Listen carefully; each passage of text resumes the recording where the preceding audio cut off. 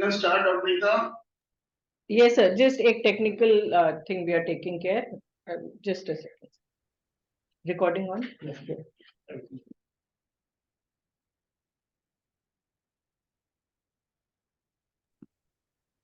Good afternoon, everybody, and a very warm welcome to today's NITRD Central TB Division and National Task Force Difficult to Treat TB Clinic.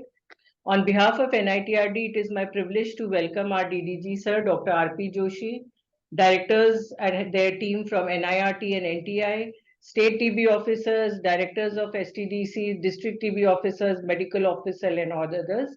A very warm welcome. Introducing the faculty from NITRD, I am Dr. Neeta Singla. I am Nodal Officer DRTB Center at NITRD.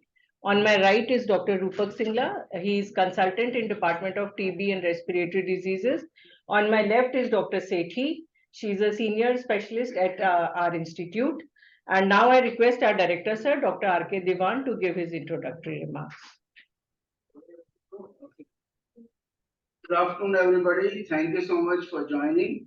And I see a very hearty attendance of 150, which is going to increase further for our difficult to treat TB clinic. Dr. Neeta, which one is it? Tell me, know the number. Which one of difficult to treat TB clinic it is? This one?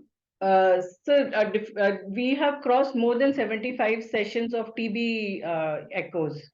Okay, it's crossed more than 75 sessions. So it's a good occasion. And I learned that today's case is from the state of Kerala. Huh? Gujarat. Gujarat. That'd be interesting. So I think we have had so many clinics so far, and all of them have shown good attendance.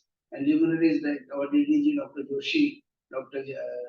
Jackishan sir, and very senior people have been seen who have already joined. Thank you so much. Dr. Ishi, welcome you so much for joining. Thank you so much. And all of the colleagues who have joined from various parts of the country. I hope to be witness to a very, very lively session. Please go ahead, Dr. Neeta. Let's not waste any further time. Thank you, Dr. Diwan. Thanks a lot. Before I start the clinic, I would just like to welcome our DDG sir. Presence of our DDG sir, Dr. R.P. Joshi, is a great motivation for all of us. Sir always makes it a point to attend this clinic. Thank you, sir. Sir, I request you to share your thoughts, please.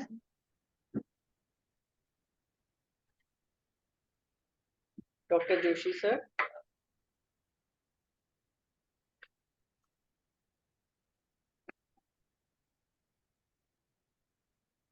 Sir, we are not able to hear you for some reason. Am I audible now? Yes, sir, you're audible now. Okay. Sorry for the technical issue. Namaste, good morning. So on behalf of Central TB Division, I welcome you all for this feast of scientific knowledge and discussion of all the difficult to treat clinic cases. This is one of the, what I would call as the most important activity which is being done very efficiently by the team at NITRD. I congratulate Dr. Singla, Dr. Diwan, and all the team who are doing an enormous service by bringing this difficult to treat clinic to all our colleagues in the periphery. It is really a pleasure to hear the very experienced faculty discussing the cases and bringing out the very useful practical tips, which are not easy to get anywhere else. So I congratulate the team, and once again, I wish the difficult to treat clinic all the best. Thank you. Thank you so much, sir. We heartily welcome Dr. Nishant, who's there, and also Dr. Mattu from CTD. A very warm welcome to all of you, sir, and your team. As you all know that our sessions, in these sessions, we invite the faculty from different states.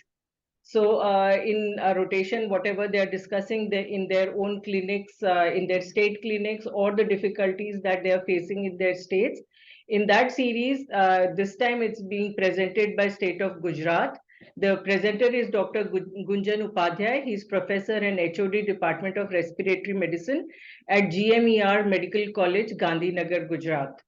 And the state expert will be, we have from Dr. Solanki.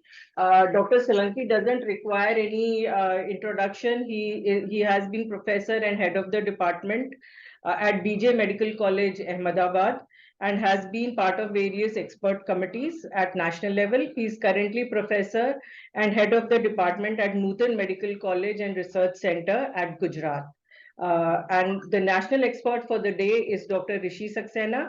Dr. Rishi Saxena is the Joint Director and Deputy STO, UP. A very warm welcome to the team. Over to Dr. Gunjan for his presentation.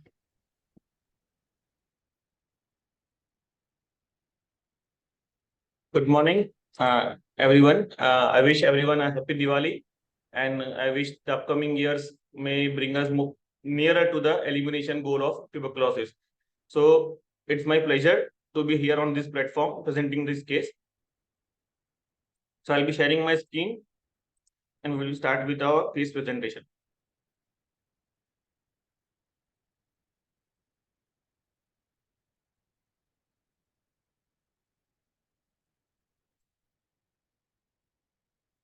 So we present a case of a 38-year-old female patient who had taken anti-TB drugs in the past that were essentially first line as per the history. She had taken it for 2 times from the private sector nearby from her town, and she had not been very much adherent and consistent in her treatment at that time. So when inquired why was she not so much adherent, she said that she was not aware regarding the nature of the treatment given for tuberculosis, and even that there was lack of proper counseling from the doctors whom she consulted in past at her own town. When the disease was recurring and she had advanced and had developed significant symptoms, she was referred to government hospital at Ahmedabad, where the further workup as per the programmatic management of tuberculosis was done. So the exact drug history of her DSTB regime, the duration of the first line drugs taken was not known, but we knew that she had been on the 4-drug first line regimen previously. So that was the X-ray. This is the first incident when she came to a government setup, and essentially at that time we could see that the left lung has extensive destruction, suggestive of that the already tuberculosis had been there since long in her body, and she was not responding to treatment, and also the therapy was not okay, and some fresh infiltrates were seen on the right side in the upper zone. At that time, the bedaquiline conditional access program was started at BJMC Medical College at Ahmedabad, and was we sent a patient to that medical college, and at that center, which is the nodal DRTB center for ours, everything was the pre-treatment evaluation was completely done. The first line LPA was showing rifampicin and isoniazid resistance. The second line LPA was showing rifampicin resistance. Moxifloxacin resistance was not routinely shown in the LPA reports, second line LPA, which we see nowadays, while SLID was shown to be sensitive. So that was the first incident when patient was diagnosed as a drug-resistant tuberculosis. So, and on 14th of August 2018, the regime was designed and was started at BJMC Ahmedabad after admitting the patient. At that time, there was a prolonged admission and thorough monitoring was being done for all patients. And she was recruited under the BDQ CAP program. And the drugs which were given were bedaquiline, linezolid, cycloserine, clofazimine, pyrazinamide, amoxicillin, and injection kanamycin. So in 2018, that the injectable regimen was still in force, and patient was doing well at that time during the initiation of the treatment. During the course of her treatment, when she was transferred to our district, she faced minor adverse events to cycloserine, mainly comprising of the anxiety issues, and they were managed conservatively with the help of clonazepam and manual counseling by our doctor staff as well as our field staff. Although she had a concern with the skin tone change due to clofazimine, which we see nowadays a very common issue among all.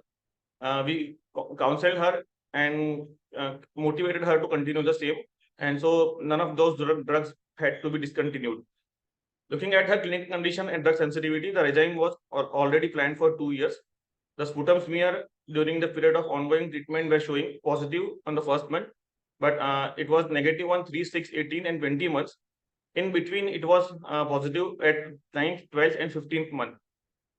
And after extensive evaluation, as well as taking in consideration that the patient had persistent symptoms, the outcome was decided as treatment failure on 14/8/2020. So nearly it was around the time when the treatment had to be completed, but the patient was in a closed loop treatment situation where we were taking care of the patient at our end, and it was monitored thoroughly from the nodal DRTB center, and at last the patient had to be given an outcome of failure. So then she was again posted for pre-treatment evaluation, and then a delaminate containing optimized with optimized background regimen. A new regimen was started, and initially the first line LPA was suggestive of rifampicin and isoniazid resistance, while the second line LPA was suggestive of moxifloxacin as sensitive and second line injectables as resistant. So as per previous LPA report of the last episode, levofloxacin was found resistant, but we got the information from IRL that they were still evaluating the various concentration of moxifloxacin and liquid cultures. So exact report of moxifloxacin was not available at that time, and the second one LPA during the initiation of the second DRTB regimen was showing moxifloxacin sensitive. That was an inferred report. So this regimen started with moxifloxacin in its constituents, but later on the liquid culture showed that moxifloxacin will not be effective and had to be changed. So initially the regimen was consisting of delaminate, high dose moxifloxacin, linezolid, clofazimine, cycloserine, and augmented by the pyridoxine supplementation. In December 2020, for the first time, this was not observed during the first episode of her patient's illness, that she had some chest discomfort, and we, as we do every time, we took an ECG, we admitted the patient, and we thoroughly investigated her. There were ECG was showing prolonged QT interval, and multiple VPCs were seen, and we knew theoretically that there are some drugs which can affect the QT interval and even cause some cardiologic side effects. So delaminate, moxifloxacin, and clofazimine were stopped at our end, and the patient was referred to a UN Mehta Heart Institute, which is essentially in the same campus as the BJ Medical College Ahmedabad, and around 25 kilometers from our hospital. So she was in a closed loop. The patient was escorted by one of our health workers, and we were in direct contact with the cardiologist as well as the faculty at the nodal DRTB center. So they reassured that at present the situation was not that bad, and patient was stabilized after giving the beta blocker bisoprolol, and aspirin was added as a precautionary basis. 2D-CO was done, which was suggestive of mild PAH, as patient had sequelae of tuberculosis also going side by side. The initial advice was by the cardiologist was to stop all the cardiotoxic drugs, which we already had done, and later it was planned to do a cardiac MRI if that adverse drug reaction reappeared after the gradual reintroduction of the drugs. So we started first with the delamirate, which is the most important to reintroduce, and it was followed by clofazimine and moxifloxacin. By the end of January 2021, we were able to reintroduce all the drugs, and she remained stable after the reintroduction of the drugs. So we were doing the smears and the cultures as per the protocol, and patient was throughout negative till first 12 months of the treatment. At 15th and 18 months, the culture reports from IRL came to positive, and patient was again had to be labeled as treatment failure in on 3rd May 2022. So in June again she was counseled to restart with a fresh regimen, and at that moment only in June 22 we had planned to consult the state difficult to treat TB clinic, but the patient was not very compliant, and she had somehow we could say she had lost some faith in us because she was not getting cured, and she became a loss to follow. She refused for allopathic treatment from June onwards, and after doing an inquiry, because patient was is living in a very uh, typical area which was being properly localized by our staff. It was in the middle of a farm in a nearby village, and everyone from our district, the field staff, the district TB officer, everyone were visiting there. So eventually we came to know that she had started some Ayurvedic treatment. She had some also had some orthodox and superstitious beliefs like mannat rakhna or kuch bhi is tarah tha. So that were prevailing in her mind, and if we we tried to trace her from August till August for 1 year, means August 2022 to August 2023. So she had practically migrated to some other place, and it was difficult to trace her. So this is when patient came back to us uh, in 2023. Yes, she came back because she had symptoms as the tuberculosis was not cured, and initially she might have not and she might not be having so much symptoms, but as the symptoms progressed and the fever kept on increasing, she had weight loss, she could not eat, and as she had pulmonary artery hypertension, the dyspnea also progressed to grade 2, NYHA grade 2. So, and obviously the patient didn't have any money left with her, so she sought our help again from the government sector for her symptoms. So we asked her what was happening with her and why was she not there with us, and she told us the same fact that she was taking some alternative medicine and was at her was at a different place. So in September 2023, we tested her sputum AFB first, so that we could send samples accordingly, which came positive, and we were sent for LPA. The first and second line LPA report as of now, done in October 2023, is suggestive of isoniazid and rifampicin as well as fluoroquinolone resistance, while the second line injectables are sensitive.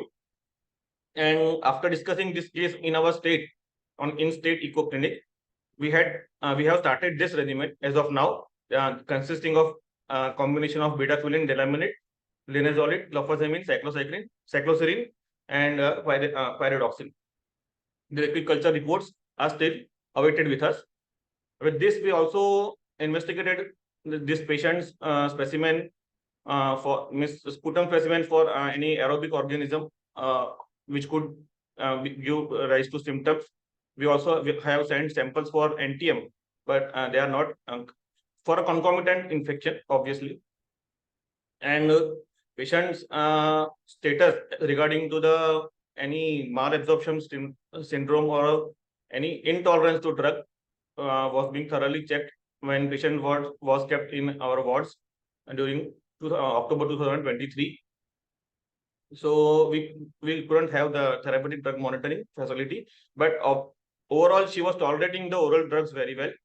And such now is a situation when we have patients who are already we have in our state only. Ours is a very small ours is a small district, and in spite of that, we see patients coming to us with failure of a all oral longer regimen after all efforts. And this was the first case in which both the two all oral longer regimen failed, and now we provisionally started with this regimen, and we seek the active help from the National Difficult to Treat TB Clinic for further planning and management of this patient, as well as for any patient who comes to us in future. And this is the X-ray, recent X-ray, and it is essentially the same. The left-sided lung has reduced volume and has been completely opacified with destruction, and there are some active lesions visible on the right side upper zone of the lung. So that's the case. We can discuss on this. Thank you, Dr. Gunjan. It was a very clear presentation, and now I open the forum for any questions on history or any question on any investigation. And people who have just joined us, for their information, I'll just tell the case in short. This is a 38-year female who took a first-line treatment somewhere in 2018. We don't have a DST for that time. And then in 2018, the patient, in August 2018, patient was diagnosed as pre-XDR and was put on BDQ cap. And this patient took the treatment for almost 2 years, and the patient was positive as first month, but then became negative at 3rd, 6th, and 20th month. But in between, patient had positive cultures on 9th, 12th, and 15th month, due to which patient was declared as failure in 2020. And in 2020, again, the patient was worked up again, and patient was found to be HR resistance and FQ resistance, but was sensitive to moxie. So patient was put on delaminate, high-dose moxie, linzo, clofa, and cyclo. And in between, patient had cardiotoxicity, for which they had to stop all the cardiotoxic drug, but they were able to reintroduce it again. However, patient was okay for a year and then again became positive at 15th and 18th month and was declared as failure. And Dr. Gunjan now wants to know what is the best regime for this patient. So if there are any questions on the history, please, you may ask those questions.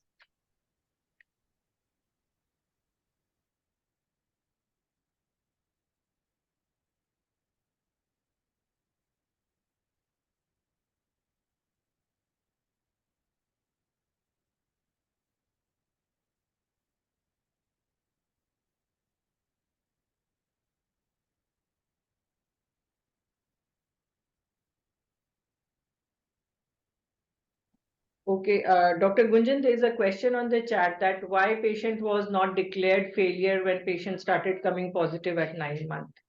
So we also had a talk on this, and patient was on bedaquiline cap program. At that time, few of the experts there labeled us as an on and off phenomena, and essentially how many cultures to be given as a failure. I mean, after how many cultures we should give a patient failure, that was also under investigation. So this patient had no clinical symptoms at that present. The most important thing was she was clinically very much okay, and she had a sort of on and off phenomenon. So she was not declared immediately as a failure because she was under a new drug regimen trial, and it was seen previously also that 1 or 2 cultures came positive and thereafter it was again becoming negative. But later on at the end, by 2020, it was clearly established that if 2 consecutive cultures come positive, then we will definitely label them as a failure, irrespective symptoms. But at 9 months, as she was doing well, and from the guidance of Nodal DRTB Center under bedaquiline cap program, she was continued with the regimen. There are other questions, sir. If you could answer, what is the immune status of the patient and the general condition, the saturation of the patient they are asking for, and any information about the extended DST? Yes, ma'am. So she is immunocompetent. She is not having HIV or diabetes or any other major immunocompromised condition. We had done the pre-treatment evaluation current in the October month also. Again, the nutritional status is on a lower side because she is not able to eat well since last 2 or 3 months. So she is a bit low, having a low BMI, and in that way she is not doing well. Her SpO2 on when we admitted her at our place on room air without any exertion at complete rest was 96%, and she had a drop in SpO2 on 6-minute walk test to up to 90%, but she could walk that much. As we told that she works in a farm, and she lives in the middle of that farm. Her house is located in such manner, so she is able to do the normal activity very easily. But beyond a normal activity, she faces some breathlessness. Any information about the DST, sir? DST, so ma'am, so current DST we have started from the beginning only. So last time when we did the DST during the last episode, so the patient's first line LPA was showing the H and R both resistant. Second line LPA was showing initially levofloxacin resistant and moxifloxacin sensitive, which eventually moxifloxacin came resistant in liquid culture, and the other drugs were sensitive at that point, the linezolid, clofazimine, and pyrazinamide. So that was during the first, the second event when she was on delaminate based OBR, and we were not we had not replaced any drug at that moment. So current line probe liquid culture report will be available shortly. We have the line probe assay report sent on 18th of October 2023 this year, and it is showing again the first line drugs both are resistant, and moxifloxacin as well as fluoroquinolone both are resistant, and injectables are sensitive as per the second line LPA reports. Liquid culture is awaited. Okay. The adherence of the patient, was she regular with the medication while she was taking those? Yes, ma'am. She was regularly taking the medication. In 2020, in fact, there was a fear of COVID-19, and it was a challenge for every one of us to maintain contact with the patient. But our field staff did well, and we had multiple home visits also during that period. The STS also kept a close observation on all the DRTB patients, and for this patient, we know for sure that she was she was properly adherent to the treatment, and she had been admitted in our hospital for multiple times. So she knew us also, doctors also.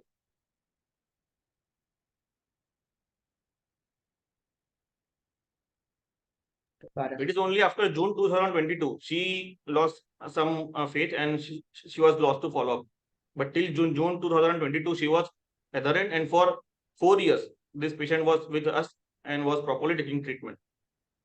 Any information about DST of bedaquiline, delaminid, and moxiflox if mutation 3C mutation was present? So we had on during this current episode in October 2023. So we have sent a special sample at IRL and had talked with the microbiologist there. So he will be sending it for whole genome sequencing via outsourcing or by any other method, and we will definitely try to seek some information on the resistance, if any, in bedaquiline and delaminid. But that information is not as of now available. Samples we have already sent.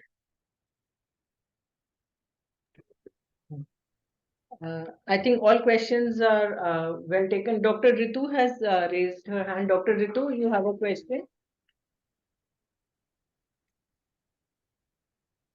Dr. Ritu, you may unmute.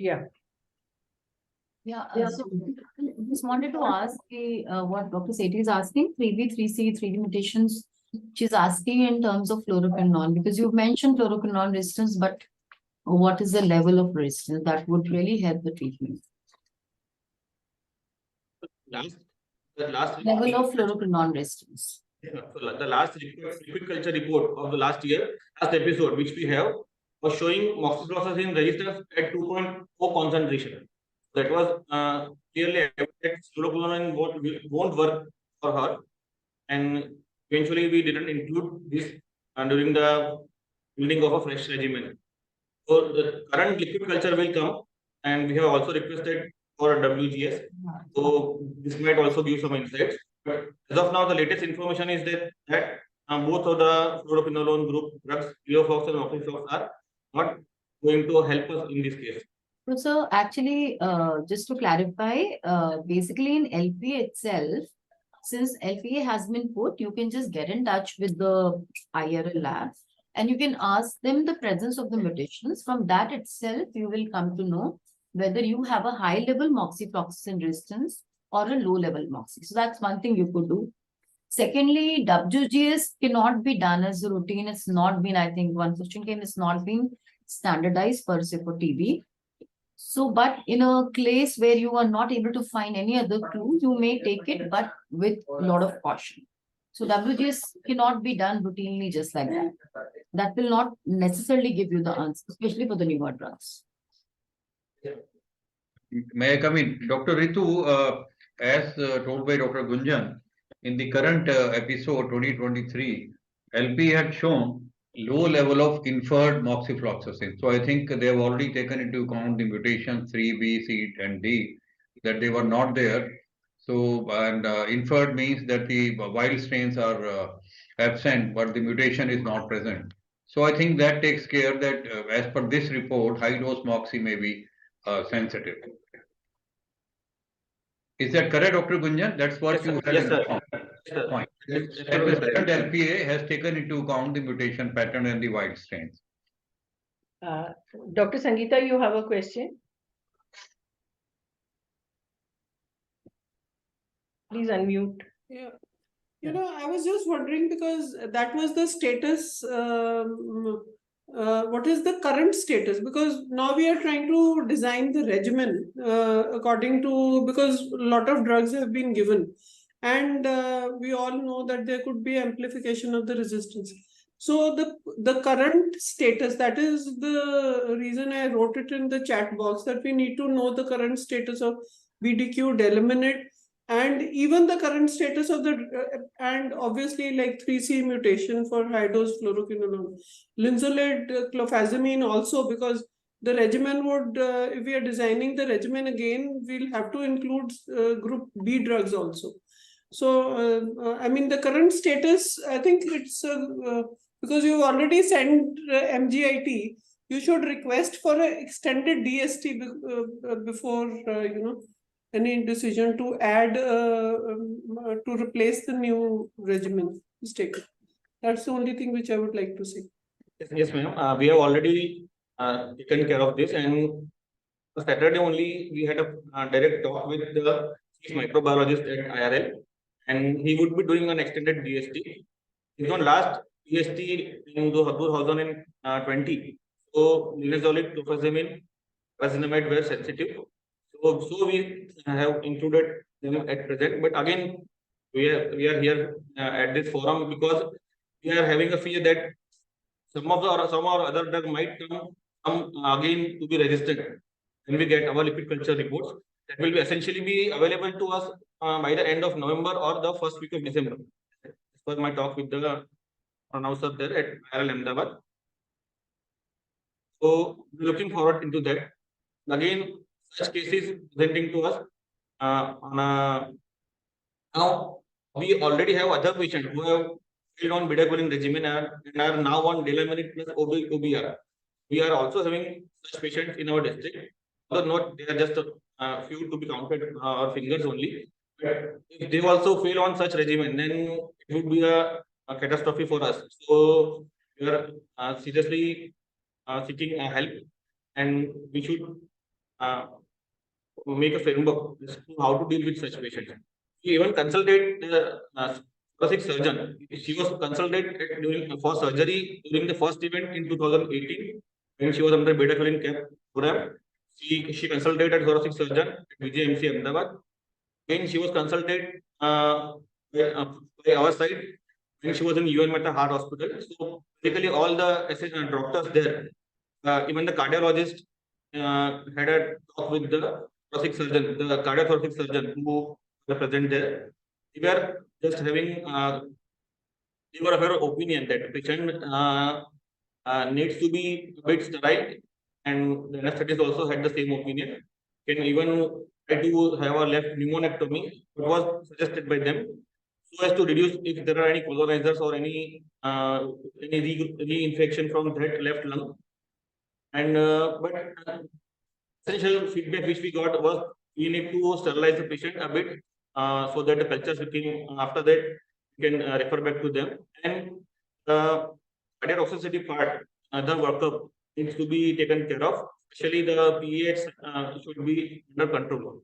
So after that, they would be in re-examining the patient for any possible surgical management also in this case. So we are also working on this.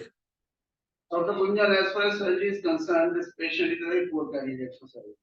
Otherwise, number one, the disease is not only on the left side, on the right side, there are significant lesions present at all times. So even when you control and stabilize her, even then destroyed lung, it's not a good case to be taken up for surgery or for getting a good long-term sustained result. And I don't know what is the PFT status, nutritional status, all of them also look to be poor as far as the X-ray appear. So, such Sorry. cases, as a thoracic surgeon, I would say that please stabilize them first as physician and then only consider surgery if and when needed. To be referring to surgery in a desperate situation because nothing else is working is a bad idea. We should start from the beginning itself. Is the disease localized? Are we able to get in addition to correct medical treatment? Then in the setting of drug resistant or sputum positive patients TB, we should be considering surgery only when otherwise things are okay, not in a sense of desperation. Thank you. Essentially, the situation, Yep. sorry. Yep, Dr. Diwan, thanks for your comments. And we all know he is one of the, I think, the most experienced TB surgeons in the country. My only question is, now we are cornered. Very few drugs are with us. So in that cases, would you like to go for, instead of resection surgery, which definitely she cannot tolerate, the left-sided thoracoplasty, because sometimes it has been seen that if you compress the lung, it may reduce the respiratory load. So would you like to consider that, or you feel even that that should not be done? And that's my question to you. Thoracoplasty is generally the anatomy specific. Certain cases, if you see radiologically, if there is activity only on the apex, especially large cavities, because they can be collapsed. Thoracoplasty was designed as an operation on the premise that TB is an aerobic bacteria, an obligate aerobic bacteria, and will not survive in the setting of an anaerobic condition. So if you can compress that lung parenchyma sufficiently, that oxygen supply will be cut off slowly, other things will take. Now, in this case, the left side lung, entire lung is involved. So, with any amount of thoracoplasty, you cannot compress the entire lung. This is best in cases of apical cavities, especially if the extent of disease is just restricted to the first, whatever comes within the first 5 to 6 ribs. This case does not appear to be falling in that category. Thank you for your comments. So if there are no other questions, I would like to now invite Dr. Rishi Saxena, who will be the national consultant for this case. The state expert, Dr. Solanki, has not been able to join due to some technical issues. So now I request Dr. Rishi for his comments on the treatment.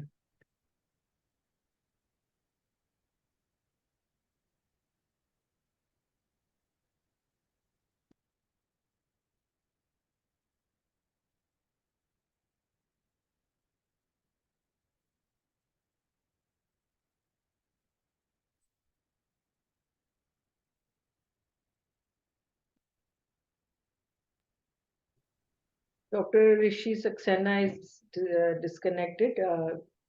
Kindly give us 2 minutes.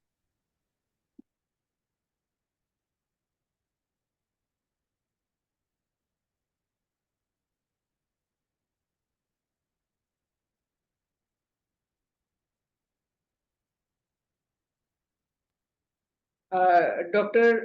Rishi sir, are you connected now? Yeah. So over to you for your comments. Thank you, ma'am. Can I share my slide, ma'am? Sure, sir. Okay. You can.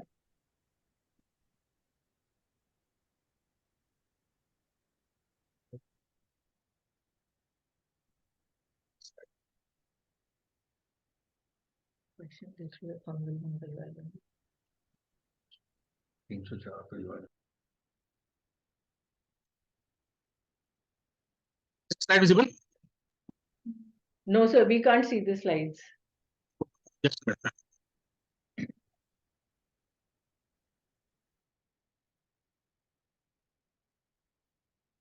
Yes.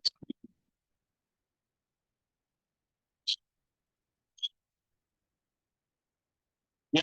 Is it visible, ma'am? We can see you're sharing the screen, but you, now they are visible, sir. Okay. Slide mode में कर दीजिए sir, full screen में. Ma'am, you may talk about it. Madam, as per the case is was presented in a I would say in a very fantastic way, and such cases are very challenging to all of us at a national level or at a district level also. So such type of cases come. Now here the bottom line of this case is why this case had come at such a level was that the reason is that at the onset of the disease and also the adverse drug reaction of the drugs, which led to 2 times outcome of treatment failure. This was the main thing. Had the patient counseled properly from any staff, whether from the private practitioner or from the government sector, so then such type of situations usually does not come. Second, on seeing the X-ray, it shows that patient when had first consulted to the doctor hospital, X-ray which is at present now was of same level as her left lung was almost destroyed with infiltrates in also right upper zone and slight scoliosis towards the left side, especially starting at the level of T4 or T5 thoracic vertebra. And maybe because of depression and as being treatment failure twice, patient refused allopathic treatment, went for Ayurvedic treatment, and being orthodox, superstitious beliefs and customs, patient was lost to follow-up for approximately 15 months.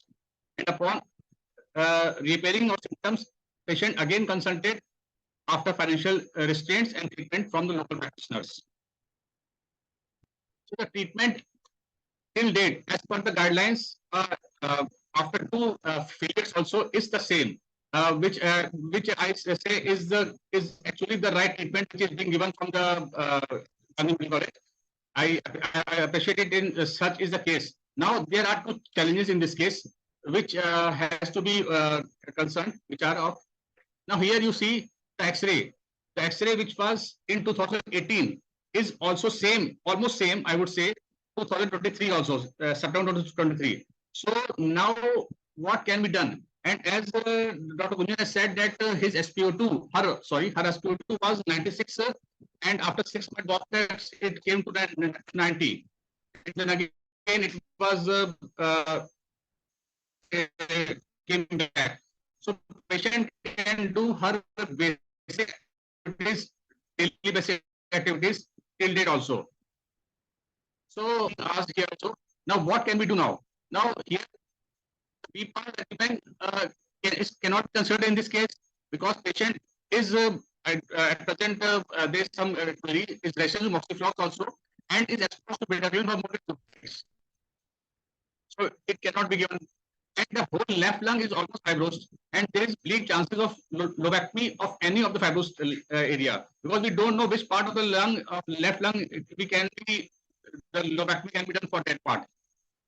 From as per my knowledge, we cannot do the other this lobectomy because other lung is also not healthy. The right lung is not healthy, as there is heterogeneous opacity in the present right upper zone. So, as per my suggestion is that we should do the intense monitoring, follow up, and when required, along with first and counseling, which is all required in the current scenario. So, as and when required, we have to do the intense monitoring also, and when we see that there are some issues, we can do for the culture reports also and for the LP reports also. And on the basis of again, we have to decide this drug. And regarding the SO2 part, we have to monitor that also see what is being going on. This was my opinion, ma'am. Thank you. Okay, so your opinion is that we should continue with what is being given, that is BDQ, Delaminate, Clofa, Cyclo, and Linzo, and patient cannot be considered for surgery. Okay, so we open the forum for discussion on the treatment part. If there are any questions that you would like to say, Dr. Sethi, if there are any questions on this so far? There are few questions regarding if any role of isolation of this patient since she is persistently positive, so to prevent spread of disease. Dr. Rishi, the question is, should there be any isolation? Will isolation help? We can't hear you. No, madam. Madam, because the patient has already been taking this medicine, so patient can be isolated. Like in COVID, we can do it with family members. We can counsel it. Patient is already in a depression mode. Now, if patient is being isolated, then it will create a multiple episodes of depression. Also, now I've been isolated from. My treatment was failed. Now I've been isolated from the social part also. So it will create a double-added depression will be created to her. But regarding infection control measures, we should ask the patient to have a mask with like we do the protocol of COVID. The same protocol for the COVID should be here. And madam, we all know that after the treatment also, the patient might not be coughing as much now. So the chances of sputum, the microbacteria coming from the sputum is also quite less. That's my opinion. Okay, and so Dr. Gunjan sir, are you giving any counseling for the patient for isolation or infection control measures? What kind of instructions are being given to the patient? So, ma'am, the patient is living in a farm and she has her own house and she has contacts which we have also examined, and 8 people are there. We could identify them. None of them have any symptoms pertaining to tuberculosis. We have instructed the patient to be have all the infection control measures like while coughing, while sneezing, maintaining a social distancing. And they have fortunately a bigger house in that farm area.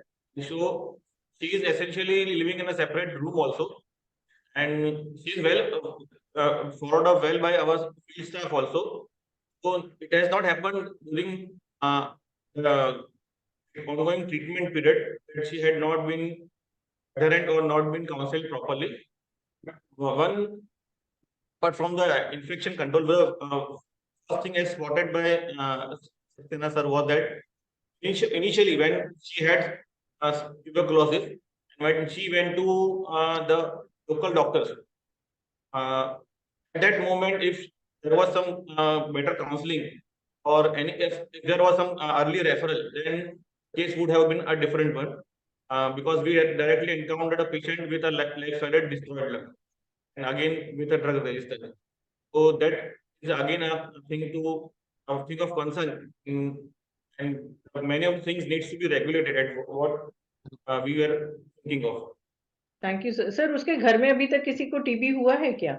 नहीं ma'am, अभी किसी को नहीं है. There are 8 people whom which she has been in with direct contact, and we have examined them. So none of them are having even any sort of tuberculosis, extrapulmonary also. Okay, thank you, sir. Dr. Veena has raised her hand. Dr. Veena, please.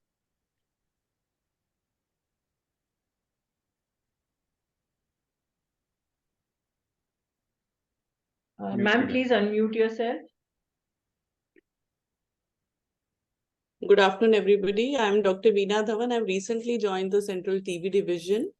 I just wanted to be part of this meeting and listen to the discussions that are on. Earlier to this, I was in charge of the universal immunization program and the COVID vaccination program.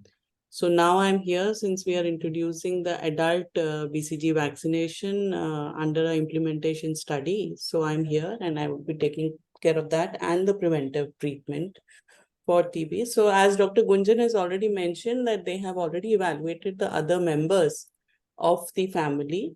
This thought process was coming in my mind that what do you do when a patient you've been repeatedly changing treatment and the patient has not been responding to treatment. So how do we take care of the preventive treatment for the other members in such cases?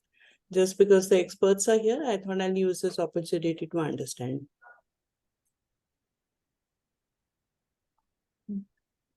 May I come in, ma'am? Yeah, please, sir. You see, it's always a challenge managing the household contacts of such cases who have been sick for 4 or 5 years, like in this case. So I just want to share, in our own institute, we did a study. We contacted all the household contacts of patients who were enrolled in our PMDT of our institute. And we had very important findings. Most of the patients, they had 3, 4, 5 contacts. In majority of the families, none of the family member was diagnosed to be a case of TB. We followed them up for 2 years. Most of the cases, some we could follow for 7.5 years, something like that. In some of the families, 2 out of 5 or 3 out of 5 had tuberculosis, very few cases. And in some of the family, only one household contact was having TB. So we still do not know, when a person is exposed to TB in the house itself, who is an open case, spreading the infection, why not all the family members, they get the infection. Maybe some innate immunity is there, which is being studied at various immunologist level, that what protects these cases who do not have the TB developed even after being exposed to the case of TB. Secondly, we also find, because we did this polygotyping of the index case at the beginning and polygotyping of the contacts who developed TB at that time. So we could compare this polygotyping of the index and the contact, and we find in about 85% of cases, this polygotyping of the index case and the contact, household contact, was same. In 15% of the cases, although the contact was in touch with the index case, but they had a different polygotyping than the index case. That means they got the infection from the community. So that's why they had a different polygotyping. So in a high prevalence country like ours, sometimes household contacts are not getting TB from their index cases rather than from outside the house. So all these observations, they tell us that still there are many undiscovered facts about the transmission of the TB within the families. And as you said, ma'am, that in these cases, because now you're taking care of the adult BCG vaccination, I think it's in the research mode, and we have to wait and watch that how protective this adult BCG vaccine will be. That is my thought. I may be wrong. I don't know, but adult BCG vaccination, it may be considered in such cases because we don't have any option to them, and also the treatment for the contacts with what has been accepted and is there in the guideline for these MDR-TB cases is levofloxacin for 6 months, provided the index case is levofloxacin sensitive. But in this case, even that is ruled out because index case is levofloxacin resistant. So we don't have any chemotherapy for the contacts of this patient. But however, whether the adult BCG vaccination concept is applicable in this case, I think it is a subject of debate which can be done. That's my thought, please. Thank you. Yeah, thank you. Because morning we were just discussing TPT and how BCG could be helpful since we are going in a study mode. We were just having a loud thinking. So I think your inputs are really critical in that regard. Thank you so much. Thank you. Thank you, ma'am. Yeah, thank you, Dr. Veena, Dr. Jigna and Dr. Sangeeta. Yes, Dr. Jigna, you have raised your hand.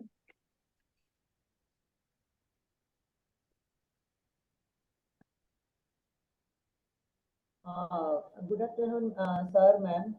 Sir, my concern was that, as Dr. Diwan sir mentioned, that surgery would be difficult and not really helping her. But sir, my concern was that, and if the Diwan sir is here to him also, that will surgery and pneumonectomy of the left side will help in reducing the bacillary load which the patient is containing in the fibrous cavities and fibrous lung, which is there since last 5 years now.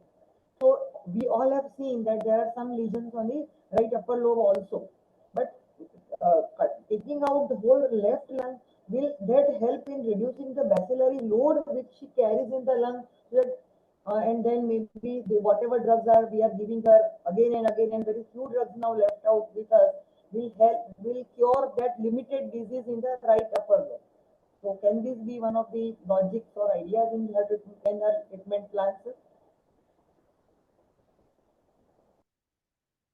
I think Dr. Divan, please, you are the best person to answer this.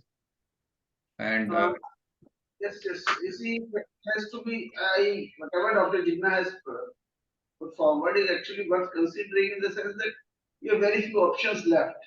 And though I have not absolutely no idea how successful it will be, because in the right side, it's not just right upper lobe regions. Carefully see, they do extend on to right middle lobe and even some portions of the upper lobe also. And of course, so we cannot consider resection on the right side in any case. And as I have told Dr. Singla earlier, that thoracoplasty is not going to much use. Left pneumonectomy in this case, I would have preferred to do in a situation when she starts gaining weight, and at least situation stabilizing. And then with good discussion of patient and relatives what we are getting out of pneumonectomy. Because there is a possibility, there is a chance of mortality and morbidity during surgery, high chance of bronchopleural fistula being formed after surgery in this case, and that morbidity associated with it. With all those risks involved, what will be the gain? That has to be considered together by the physician and surgical team sitting together along with patient and relatives. So it can be considered, but I will prefer when we have decided upon the drug regimen, we have given that drug regimen for 2.5 to 3 months, the ideal drug regimen, and she gains some weight, her PFT is at least acceptable in the sense that even if it is not 60% of the predicted value, at least it is 50% of the predicted value for a age and weight. And a BMI is at least about 21. If you can bring that to that situation, can be considered. Thank you. Thank you, Dr. Divan, sir. thank you, Dr. Divan, for your very, very valuable comments. You see, as a physician, there is a case, like in this case, there is indication for surgery. That's okay. But now we have to see, as Dr. Divan said, whether he or she is fit for surgery or not, considering her the BMI, considering the involvement of the lung, considering the lung functions. So in this, and we have been doing surgery for so many years, and we have been assessing them through the lung function test in this institute for quite a long time now. So whatever experience has been, you see, in case we in these type of cases, suppose surgeon takes a chance and goes for surgery. So then the post-operative lung functions are so poor that the patient will have a very bad quality of life.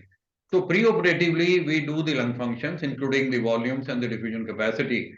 And we expect the FEV1 as well as the diffusion capacity. It is called predicted post-operative lung functions. If, as Dr. Divan just said also, in case we find, we calculate that how much is the expected loss. In this case, it is 1.5 lung is gone. We can also do the VQ scanning to assess better. But apparently in this case, it will be less than 30% predicted post-operative lung functions. So that will not be a sort of, I think it's contraindicated.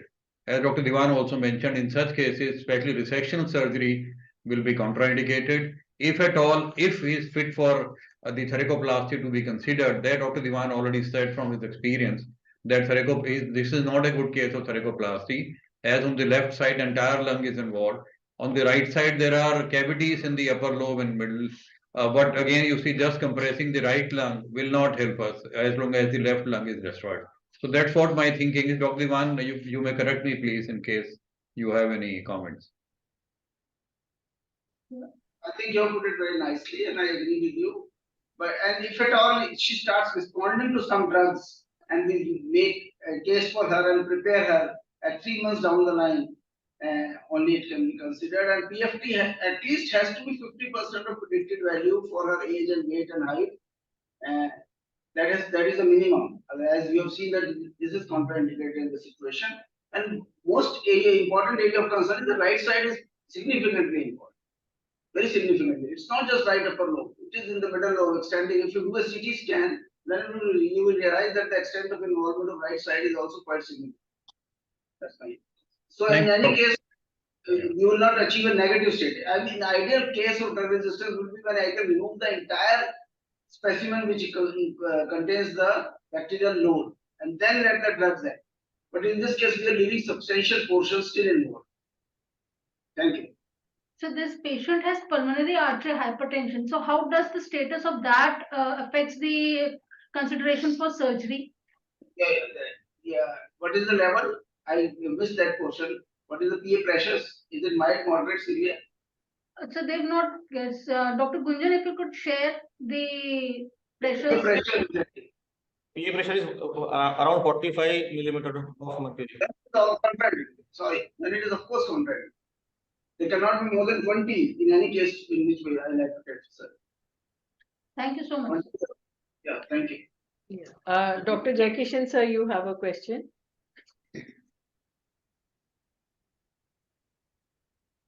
So you're muted.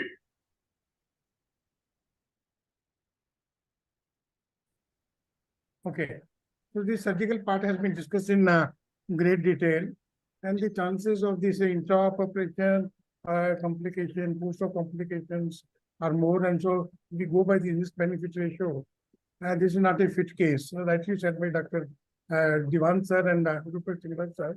But what about this lung transplantation in this type of the patient, if the patient can afford, and whether a patient who is having active TB of the lung, but the other organs are spared, can we go ahead with the lung transplant?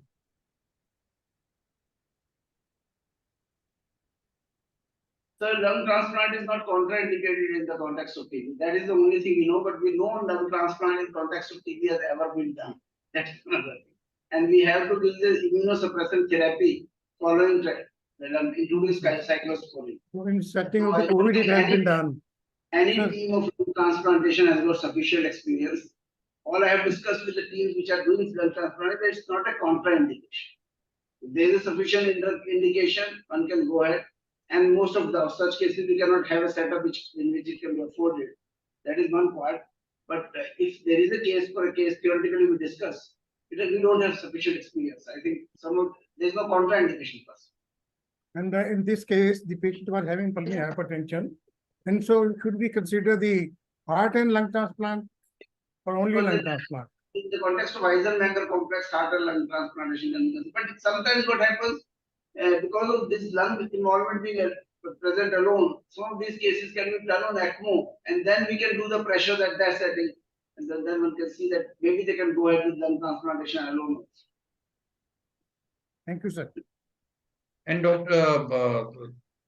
Yes, I think Dr. Diwan has made it very clear that in this case, the lung transplant possibility may be there, but there has not been any experience of doing lung transplant in sputum positive cases. And also, I feel that such extensive TB in the lungs must be having some undiagnosed TB in the other parts, or there is a hematogenous spread. So in such cases, again, the considering the lung transplant, whether it's lung or lung heart transplant, will not be a very good idea. That's what I also feel as a physician. And Dr. Diwan has also already expressed his opinion as a surgeon. See, whenever we get lung or heart transplant, they are very precious organs. I don't think any team as of now has sufficient supply to be able to put a lung or a heart which is available for transplant in a case like this, which is likely to be rejected and likely to have even bad consequences. So I don't think anybody has tried it. That's all I can say at this stage. It's too theoretical. Yeah, thank you, sir. Dr. Rishi, you have a question? Yeah. Regarding the same question, like in Tamil Nadu, when they do the lung transplant, they do the BAL examination of the concerned person whose lung has to be taken out, so that it might happen in patient might be harboring latent TB, and when patient is having lung transplant, then it also immunosuppressive drugs, then this latent TB can be activated in this case. So in India, I don't think that is the concern, sir. Regarding the question is from Dr. Diwan sir, that it seems to be a case of unilateral tuberculosis lung destruction case, which occurs on the left side, and it also has the pH. So is this related to it is related to that or not, sir? That was my concern, sir. Please go again. What exactly is the question? That unilateral tuberculosis lung disease, it mostly occurs on the left side, which I have studied from Sir, Dr. Rishi, आपकी ना आवाज clear नहीं है. Maybe that's why we are not able to. Maybe if you can type it, we will understand it. Meanwhile, can I take question from Dr. Manpreet?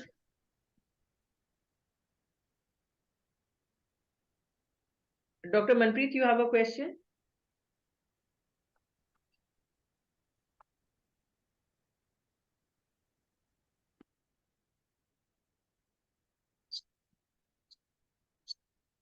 Okay, so Dr. Sethi, there are more questions? Yes, sir, there another question which says, what is the role of checking the absorption of drugs in this case? Because the patient has been repeatedly exposed to those drugs, and what is the status of absorption, and it's still sensitive, it seems.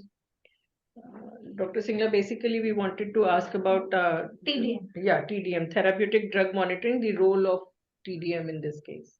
You see, in such we have been doing TDM in our institute for almost 6-7 years, and we have a small experience of doing TDM in such cases. So, if I can answer that question, the TDM role will be to evaluate whether this patient is absorbing the anti-TB drugs or not. Suppose we get the levels are low.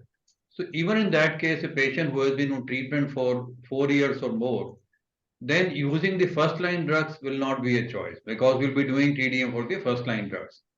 So what we do in such cases, we design a separate regimen and we give as much as possible the injectable drugs so that this absorption issue is bypassed. And in India, the injectable drugs which are available are second line injectables, injection linezolid, injection the fluoroquinolone, levofloxacin. So these are the 3 drugs at least which are available freely in our country, which are in the injectable form. On the other hand, if we find that the levels are normal, in such situations, we can rely on the oral second line drugs, whatever regimen we can make depending on the particular case. So that's how we go about it. But if a person reports to us within 2-3 months and we find levels are low, we can give the first line drugs a higher dosage. And we have seen we are also we have submitted a paper on this, that if patients are caught early within first 3-4 months and levels are low, increasing the dose of the anti-TB drugs helps. However, if the patient reports to us late, like 8-9 months, 10 months, 1 year, which is usually the case in our cases when the TDM is done, in such cases, the existing regimen, even with the high dosages, does not work. We have tried in the beginning of our experience. So you have to change the regimen and put on the drugs other than the first line drugs. We may retain in case we are cornered 1 or 2 like ionized rifampicin in high dosages, but usually it won't work. Thank you. So as you said, that injectable drugs are preferred if there is kind of, you think there is an absorption problem. So in this case, we have carbapenems which are injectable. So what is the role of carbapenem in this case? Yeah, I'll come to that point when I discuss this case. So it's a very important discussion whether carbapenems in this case are to be given or not. So I'll come to that point. Yeah. I put the question in chat box, ma'am. Sure. Yes, Dr. Divan sir, you can see the question in the chat box and maybe you can. Can you read it? He's No. So the question is, unilateral tuberculosis lung destruction is more on left side with pH also. Is this maybe related to this patient? You see, Dr. Rishi, left side lung destruction is seen more often because of the anatomy of the left main bronchus and sometimes the lymph node which is compressing in that bronchus, which causes collapse initially. And but I don't think pulmonary artery hypertension is generally a consequence of the long-term disease being present. That is rather than the destruction itself. The long-term disease which causes the core pulmonary type of symptoms and increases. That should be the reason. And what is of importance to me is that excessive pulmonary hypertension may become a contraindication to surgery. Because as soon as I will apply the clamp on the left side pulmonary artery, this pulmonary artery hypertension will increase severely on the right side also, remaining lung. That will cause right ventricular failure. So that's the situation.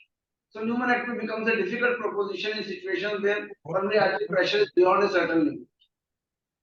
You see, in all pneumonectomies, once we have dissected the pulmonary arteries, veins, and bronchus, first of all, before cutting the pulmonary artery, you always have a dictum that you should first tie them loosely, clamp them and see if the body is tolerating it or not. If the pH is already present and you have cut off half of the right ventricular outflow tract, the pH will increase further.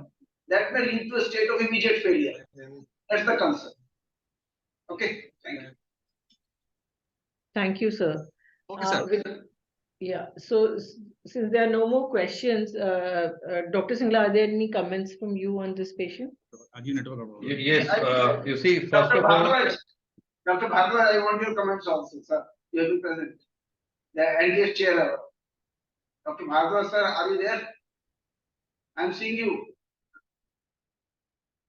You're seeing, because such difficult cases, maybe you are from community medicine, but you are dealing with it. So what are your comments on it? Generalized comment about such cases? Sir, you are muted.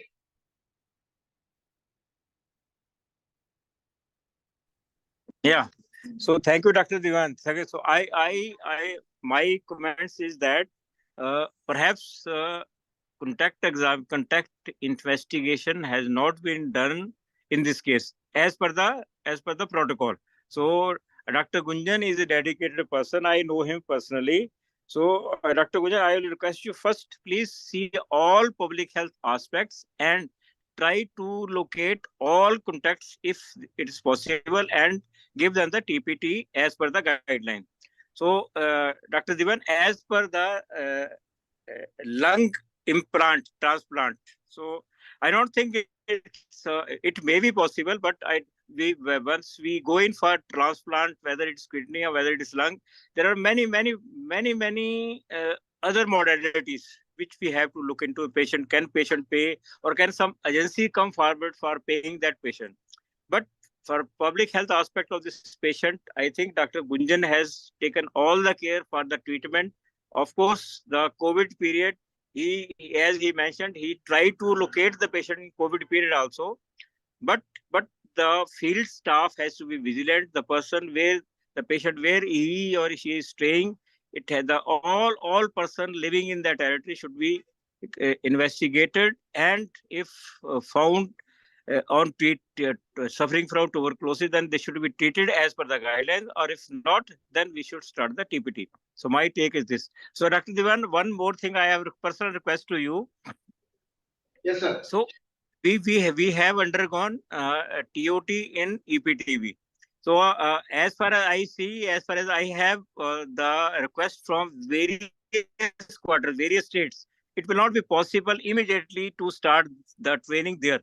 So if your institution can increase half an hour for this national difficult to treat TB clinic, then we can have one case at one topic at one time, so that we can orient the whole tuberculosis fraternity in the country. This is my personal request. Thank you. Sir, that you will consider it definitely and see the feasibility. I will discuss with Dr. Rita and Dr. Thank you. Come up with it. Thank you. Thank you, sir, for your comments. And now I request Dr. Singla to give his comments on this case. yes, first of all, I would like to thank Dr. Jigna. We contacted her first, then she connected us to Dr. Gunjan and Dr. Solanki. And it's a very difficult and very interesting case from the state of Gujarat. I think they have the maximum number of MDR-TB cases along with the Mumbai. You see, in case you start from the beginning, Dr. Rishi has highlighted significantly on the role of counseling, that if we want patient to adhere to treatment, almost all the MDR TB patients will have some or the other ADR, maybe mild, maybe moderate, maybe severe. So unless we counsel them properly, they will not adhere till the end of treatment, which is 18 months, 20 months, something like that. Secondly, number two, in this case, if you see the X-ray, there is a significant scoliosis, and the intervertebral disc space between T5 to T8 is also reduced. So it is quite likely that this patient has had the spinal tuberculosis causing the scoliosis and these aspects. And in all TB cases, I think we should suspect EPTB.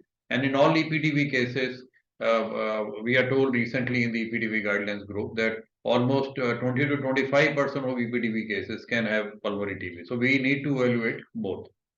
Point number 3 is, in the month of August 2018, patient was diagnosed as a case of pre-XCR TB, and the anti-TB treatment under the bedaquiline conditional access program was given bedaquiline for 6 months, linezolid, clofazimine, cycloserine, Z and kanamycin, which is as per the conditional access program.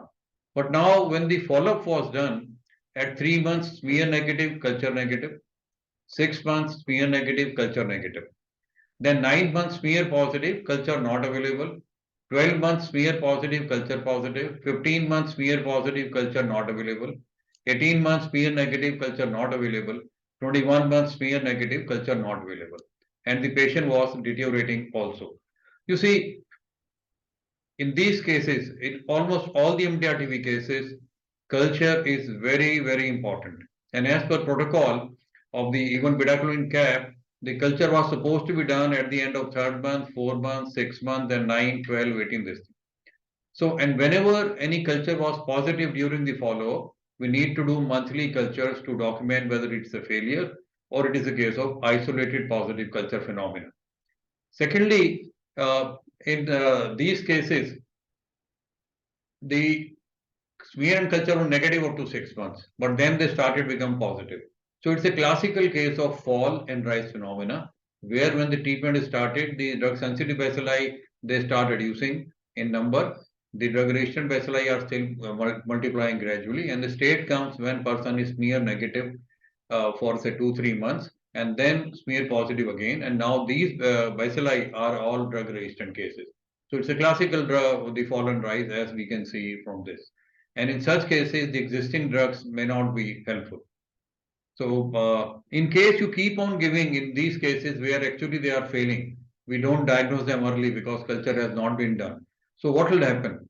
If you keep on giving the failing regimen to the patient for longer period, there can be very, the detrimental effects can be, patient may develop resistance to the additional drugs.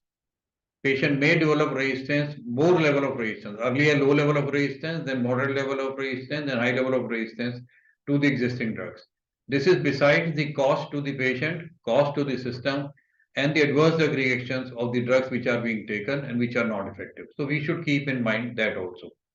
Finally, after 2 years, in August 2020, patient was declared failure. The LPA said moxifloxacin sensitive based on the mutation patterns, but later on it was found on the culture DST it was resistant.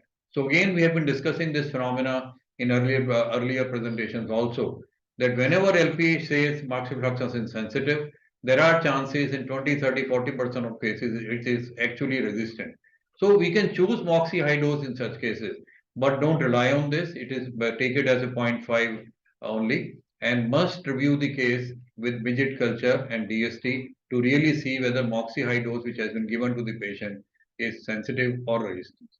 Then finally, October 20, after 2 years of the earlier regimen, the regimen which was given was delaminate for 6 months, moxifloxacin, which I presume is high dose, linezolid, clofazimine, and cycloserine.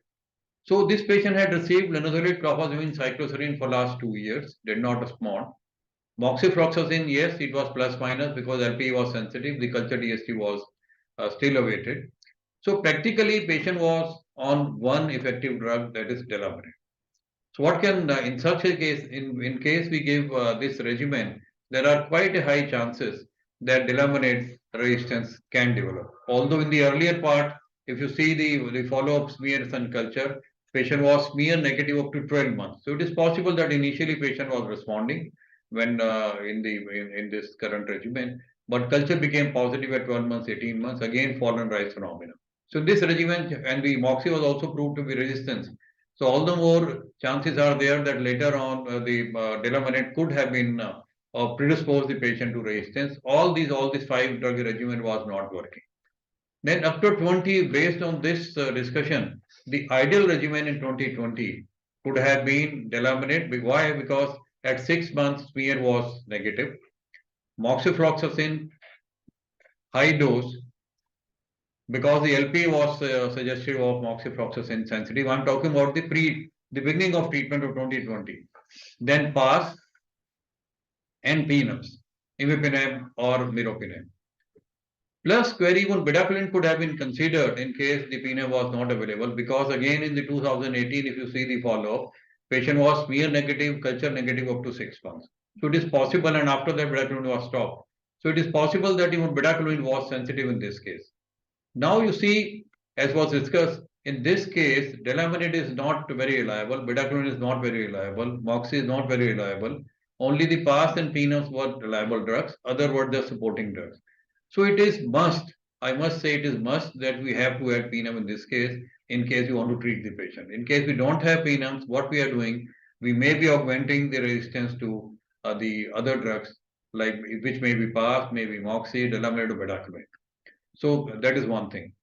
And then in such cases, regimen must be reviewed, as I already said, with moxifloxacin, DST on midget, and take action accordingly. In December 2020, patient had cardiac toxicity.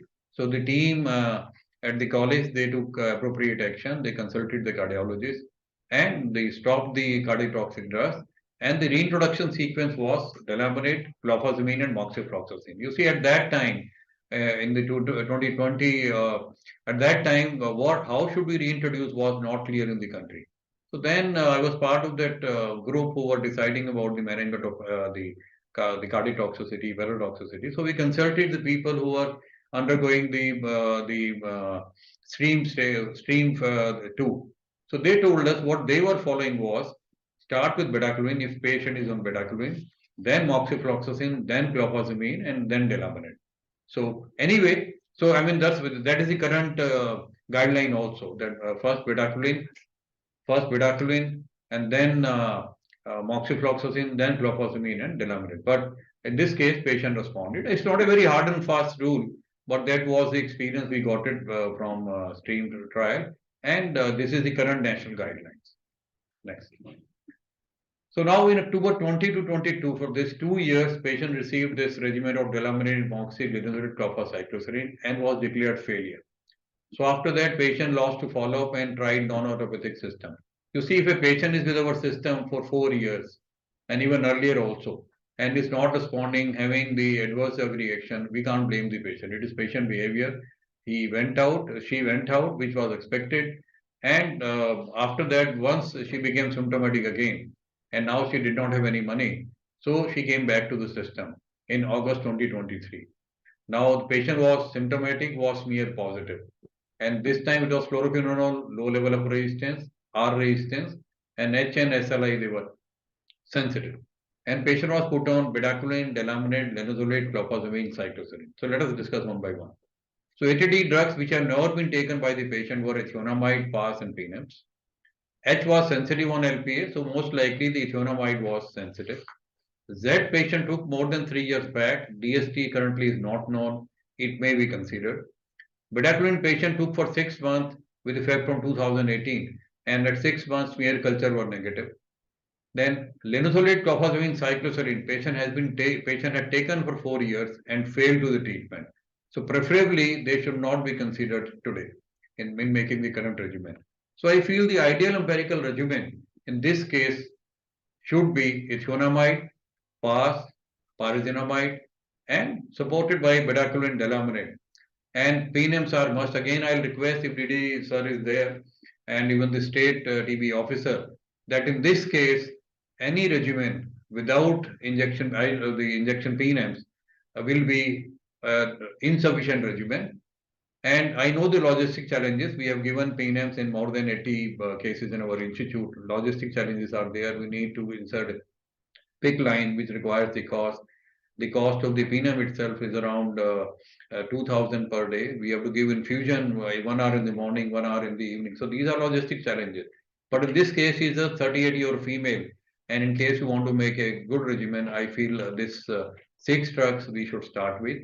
Then follow up with the midget culture and DST and see which all drugs in this regimen are sensitive. The sample can be sent to our institute or to the NITRD Chennai, who will do the DST to bedaquiline, delamanid also.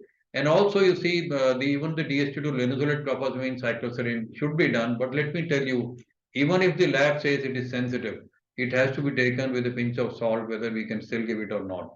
because sensitivity again, these drugs, cycloserine we don't have, linezolid clofazimine is never 100% sensitive. It could be 80%, 85%. So still 15-20% chance that lab is saying it is sensitive. It may be actually resistant. Because if patient takes 4 years of drug, we must believe that they are likely to be ineffective. So that's why I'm not adding these drugs in the current proposed regimen. So again, the current proposed regimen which I propose is ethionamide, PAS, pyrazinamide, bedaquiline delamanate along with the PNAMs, and review with the culture DST report, which should have extended DST report to all the drugs possible in the laboratory. And we have 2 sites at least, NIRT Chennai and NITRD, where this DST can be done. The culture can be sent here, or the culture can be subcultured, and that subculture can be sent to our institute. So that the surgery has been discussed in detail. I won't be going into that. And of course, we have to see all the family members, all the household contacts, whether they have TB or not. In case they have TB, we need to go for their DST pattern also. So that's all from my side. Thank you. Thank you, Dr. Singla. So, Dr. Gunjan, the proposed regime now, as per our discussion, is ethionamide, PAS, pyrazinamide, BDQ, delaminid, and PNIMS. Do you agree with this? And I think you have a question. Yes. Yes, so that was a very opening statement from sir. And we were always thinking that as the lab reports are suggesting of sensitive reports to the group B and so we continued with that. But now we feel that what said is absolutely correct. We will definitely go with the recommendation. The question was that patient has a weight of 38 kilograms. So for what would be the ideal dose of meropenem if we start? For how long will we need to give that? Can we consider any amikacin in this case? It is still in the first 6 months. Yes, you see, conventionally, as per our national guidelines, we are giving imipinam, cilastatin, 1 gram imipinam, 1 gram cilastatin. So in the morning, as well as 1 gram imipinam, 1 gram cilastatin in the evening. And that is what the current protocol is. And we have given imipinam not only for 6 months, in such cases, in case we find that the continuation phase is having poor drugs, and you even would like to continue bedaquiline delaminate till the end of treatment. We have done that in many cases, because now we are cornered. We don't have drugs. In case we find bedaquiline delaminate is sensitive, they are sensitive, we will like to continue till the end of treatment. Imipinam we can safely give for 8-10 months.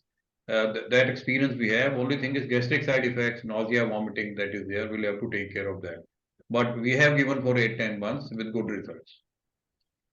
Dr. Singla, there is a question that patient is SLI sensitive. So can we think of adding SLI?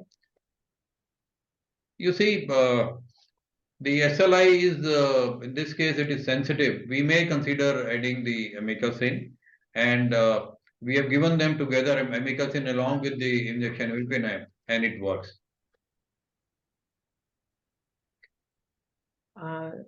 Thank you. Are there any questions?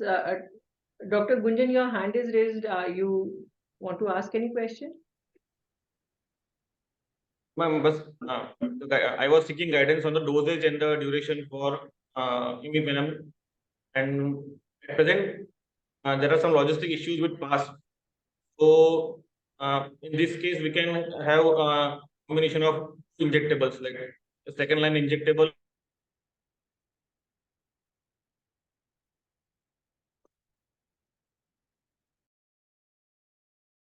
Level with other state.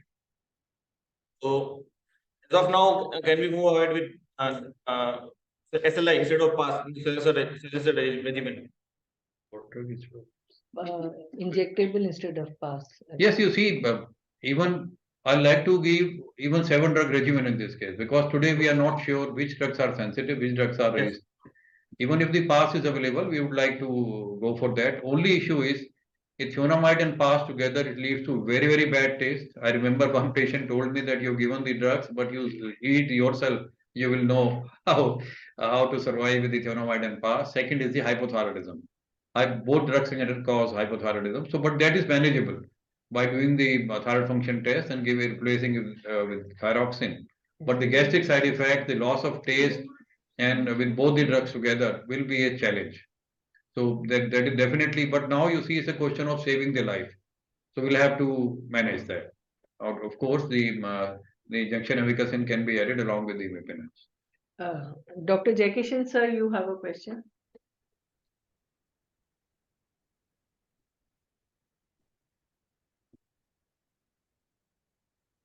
Sir, you're muted. So once the patient is declared as a failure, and once we go for this resistance testing, and almost it takes more than 1 month. So should we continue with this same regimen one? So to whether we should say devise a regimen depending on the unused drugs, and or we should say stop all the drugs in the because of the fear of developing the potential of the drug resistance. And in this type of scenario, what is your say? I think, sir, you have raised a very, very important scenario. So once patient has failed after 2 years of treatment, whether we should give some empirical treatment, we should stop all the treatment, or we wait. You see, taking one by one. In case we stop all the drugs, what we have seen in such cases, patient deteriorate very fast if you stop all the drugs, because some of these drugs are doing something to the patient in killing the bacteria. They do not have 100% resistance. When the lab says resistance by proportion 1% proportion method, that means in the laboratory more than 1% of the bacteria are resistant. It could be 10%, 40%, 50%, 80%, or 5%. So if you are giving some drugs, it will take care of the some bacillary load. If you stop everything, patient is likely to deteriorate very, very fast. In such cases, may even die. Making an or something is to continue the same treatment. No, I think that is the that should not be the option at all, because we are just creating the adverse drug reaction and the cost, and we are just creating the augmentation of resistance to the existing drugs in terms of from mild to moderate to severe resistance. And the third is empirical regimen. Yes, that is the only option, because the existing regimen will not work. Definitely it will not work, which has not worked for 2 years. Even if you give for 1 month, 2 months, 3 months, because culture DSC may take sometimes 2 months. So that is not going to work. So that option should be practically out. So the only option is what drugs patient has taken, what drugs patient has not taken, and what is the latest the DST, at least as per the genotypic test, is saying, like we are discussing in this case. Thank you, sir. Thank you, Dr. Singla. So since we are crossing our time, I would just like to wind up. Dr. Rajendra Prasad, sir. Yes, sir.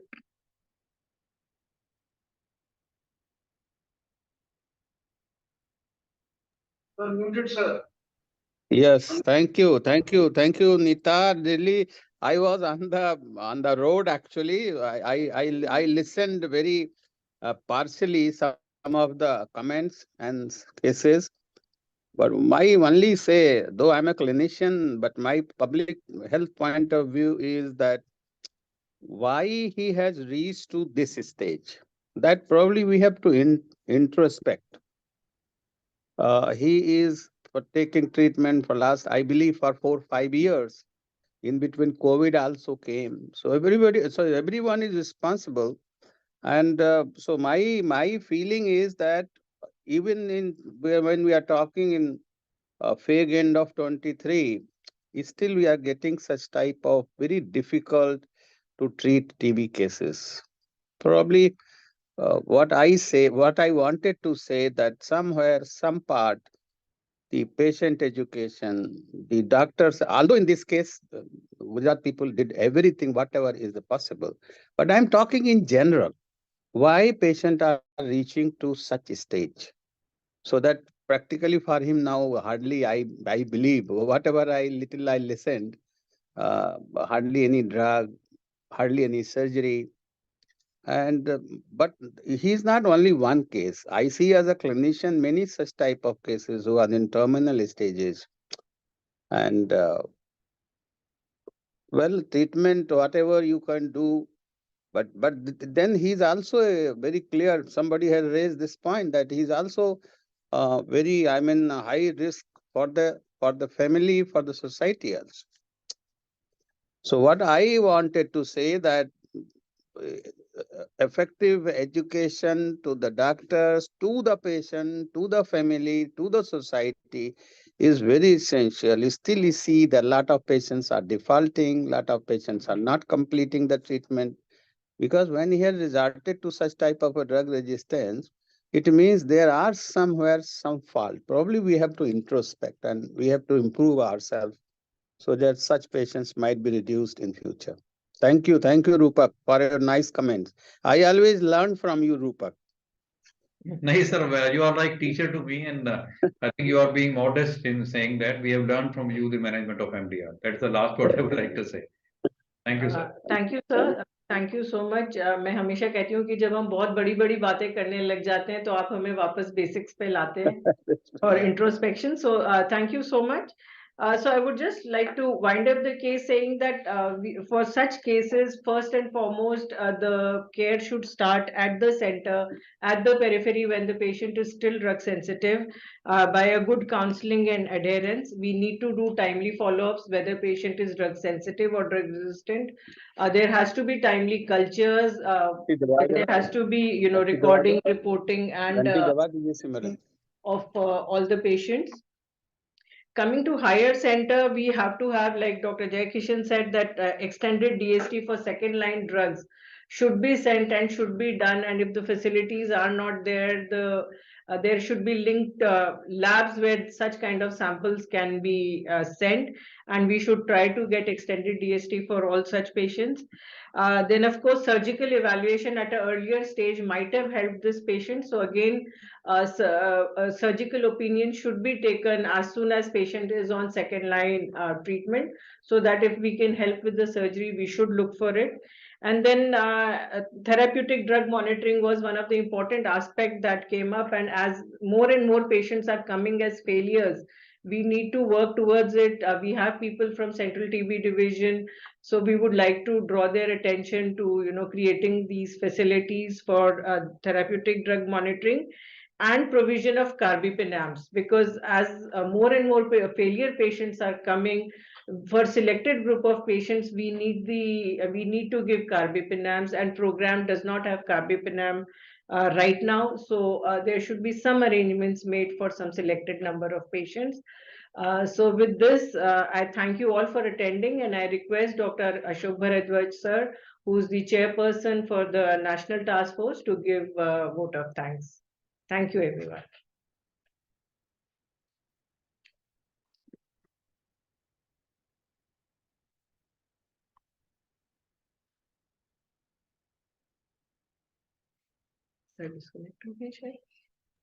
Yeah, thank you, Nita, thank you. So it was a wonderful discussion of the case, right from Gujarat people to the national level. So no, I again say nobody can match Dr. Rupak Singla. So and of course in surgery, Dr. Ravinder Diwan. So I was missing Dr. Rajesh Solanki. Why he did not come in for the comments, but Jigna came. So I also echo the views of Dr. Rajendra Prasad, because where we failed, we have to see where we failed. So it is the public health responsibility once a case has been detected and what are to be done. So, but I am fully satisfied that Dr. Gunjan has done his field worker. I met them; they are the dedicated person. So, Dr. Gunjan, please continuously follow this patient and any person who have got exposure to this patient. All contact they should be investigated in thorough manners, total as per the guideline. So again, Nita, I requested Dr. Diwan also, because it will be a problem for us for EPTB training everywhere in the country. So if we can extend half an hour and we can take one session per eco clinic. Thank you very much. Thank you all. Thank you, sir. Thank you, everybody, for joining. Thank you, Eco India team. We have Ms. Shifa and Mr. Manjeet with us, who have been helping us for all our clinics. Thank you, Eco India, and thank you, everyone, for joining. Thank you, all our experts and seniors, for joining us. Thanks a lot.